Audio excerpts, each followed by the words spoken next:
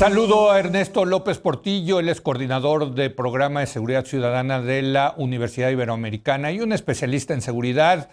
¿Cómo estás, Ernesto? Hace mucho que no te veía. Muy buenas noches. Mucho gusto en saludarte, Leo. Pues a tus órdenes. Pues bueno, quería tu opinión sobre esta idea del presidente López Obrador de integrar a la Guardia Nacional a la Secretaría de la Defensa Nacional. Hoy está en la Secretaría de Seguridad y Protección Ciudadana. Pues yo creo que es hacer de jure lo que ya existe de facto, ¿no? Formalizar lo que ya es una realidad, ¿no te parece? Sí. En la práctica, la Sedena tiene control total sobre la Guardia Nacional.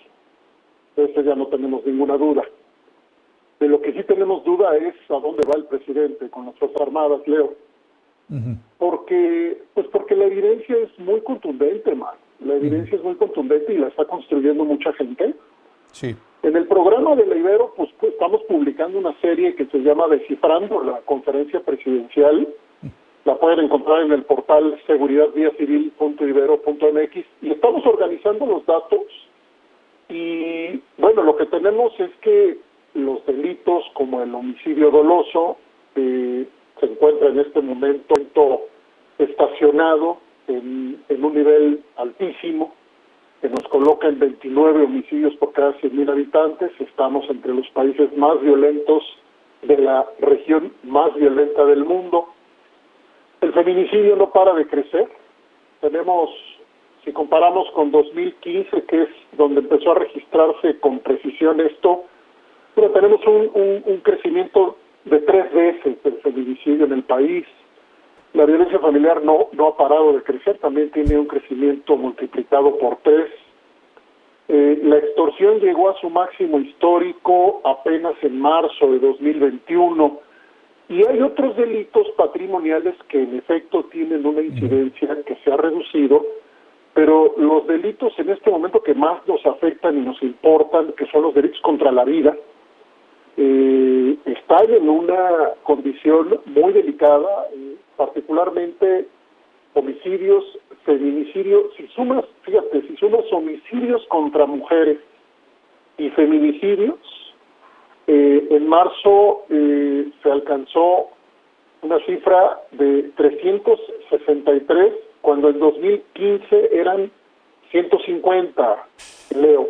Entonces, si tú miras los delitos más relevantes y que más daño nos hacen, la pregunta es, ¿por qué la ruta es la misma cuando las estrategias no dan resultados diferentes? Esa me parece la pregunta, Ernesto, porque uno diría, bueno, si la militarización de la seguridad pública está trayendo buenos resultados, pues nos tragamos ese sapo y ni modo, los militares resuelven este problema, lo que no pueden hacer los civiles. Pero no es el caso, Ernesto, no es el caso. Mira, el asunto de hecho es más delicado, Leo, porque se ha cuadruplicado el número de homicidios con arma de fuego entre 2007 y 2019, y nuestros últimos productos que estamos sacando esta semana informan que se ha caído por 4, o sea, se ha caído 4 veces el aseguramiento de armas de fuego, precisamente cuando tienes más militares desplegados en terreno. Es un sinsentido, es un absurdo que no podemos entender. Es decir, tienes más armas ingresando al país, con un promedio de 200,000 por año, armas ilegales, según fuentes oficiales. Tienes más militares que nunca desplegados en la historia moderna, y tienes una caída de 4 veces en aseguramiento de armas comparado con el máximo histórico, que es 2011. Están haciendo aseguramientos con 1 a 5 armas promedio, cuando nos están informando que están ingresando más o menos 200,000 armas ilegales al país, 70% por cierto de Estados Unidos, Leo, como bien lo sabemos. Sí. Entonces, ¿qué es esta medicina? ¿Para qué sirve esta medicina? No sabemos para qué sirve, pero no sirve para reducir las violencias que más daño nos hacen, Leo. Totalmente, Ernesto. Ahora, el ya hacer de facto, de jure lo que existe de facto, es decir, pasarla a la Sedena, a la Guardia Nacional, lo que implicaría es que creo que ya no se podría echar para atrás, porque yo quiero ver que el próximo presidente o algún otro gobierno les quite a los militares la Guardia Nacional. Sería una afrenta muy dura para los militares, ¿no te parece?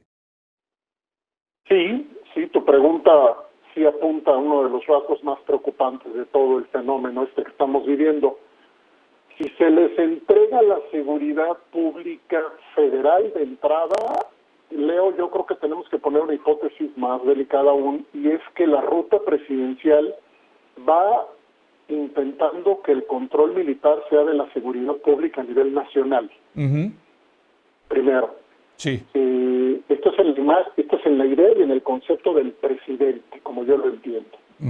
Segundo, en efecto, no hay contención civil, no hay contrapeso civil, no hay partido político, fuerza política de ninguna naturaleza, liderazgo político civil, gobierno civil, nadie que en este momento le diga no a las Fuerzas Armadas.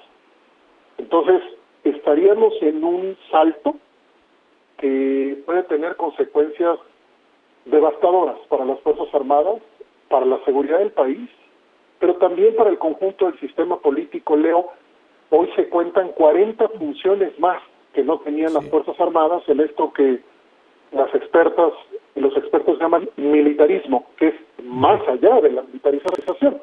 El militarismo es el proceso de influencia política de las Fuerzas Armadas en múltiples áreas de un sistema político.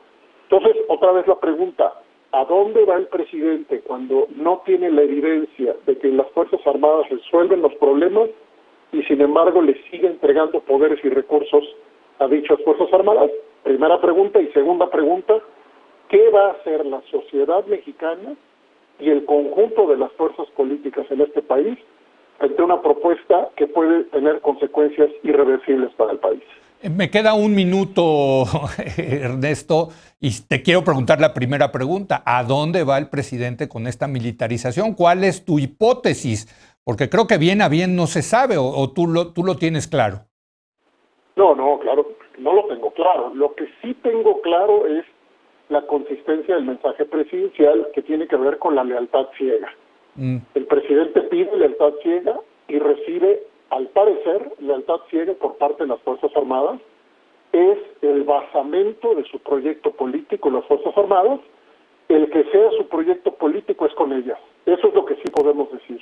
Primero es con ellas y después es con las autoridades civiles, en las que generalmente el presidente no confía, comenzando por las autoridades del aparato de seguridad, que por supuesto tienen una gravísima crisis, pero que no la vamos a resolver sustituyéndolos con los militares, desde luego.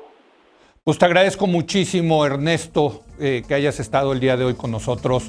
Te mando un fuerte abrazo. Gracias, Ernesto. Leo, buenas noches. Bueno, vamos a hacer una breve pausa y ahora vamos a hablar con Pablo Zárate de la tercera reforma que ha anunciado el presidente López Obrador, que tiene que ver con la Comisión Federal de Electricidad y sobre todo el tema eléctrico. ¿Qué está pasando?